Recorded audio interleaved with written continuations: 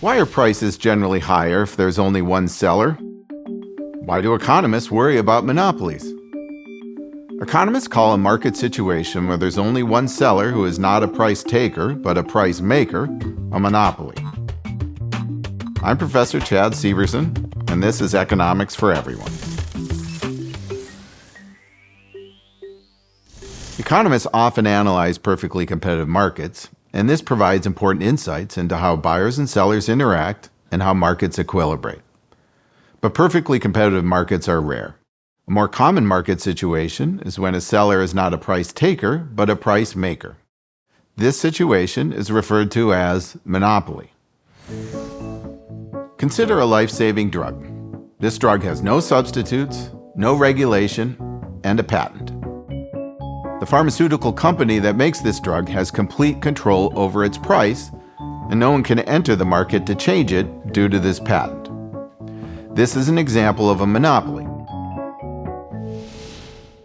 A monopoly is an industry structure in which only one seller provides a good or service that has no close substitutes. A firm has the ability to set the price of the good because it has market power. Market power is simply the ability of sellers to affect prices. A monopoly is the most extreme example of market power compared to other market structures. How does a firm obtain market power? To gain market control, a firm relies on barriers to entry. Barriers to entry provide a seller with protection from potential competition entering the market, such as the patent in the earlier example. Barriers to entry can arise in two broad ways. The patent is an example of legal market power. A firm has legal market power when it obtains power through barriers to entry created not by the firm itself, but by the government. The second reason occurs when a firm obtains market power through barriers to entry created by itself. This occurs due to two main categories: control of key resources, such as owning all of the copper that could be mined, or economies of scale. As an example of barriers to entry from economies of scale, consider a city that had multiple electricity providers. There would have to be multiple sets of wires crisscrossing throughout the city and maybe going into every home. It would be extremely costly to set this up, and this cost would eventually be passed on to consumers. And this provides important insights into how natural monopolies can occur.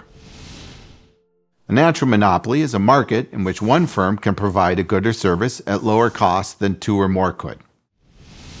Consider again a drug with a patent. Unlike in a competitive market, the monopolist can increase price and not lose all of its business. In other words, the demand curve faced by a monopolist is downward sloping. The change in price implies a change in quantity and a change in revenue. Marginal revenue is the change in total revenue from producing an additional unit. From the demand curve, a monopolist can determine its marginal revenue curve. The monopolist, like any seller, seeks to maximize its profits. So, to determine the quantity at which this occurs, the producer sets marginal revenue equal to marginal cost. But, unlike in a perfectly competitive market, the price is set higher than the monopolist's marginal cost. Monopolists intentionally keeping prices higher than marginal revenue has lots of implications. One of which is that the efficiency of a perfectly competitive market is not met. And now you know how to think about monopolies, because economics is for everyone.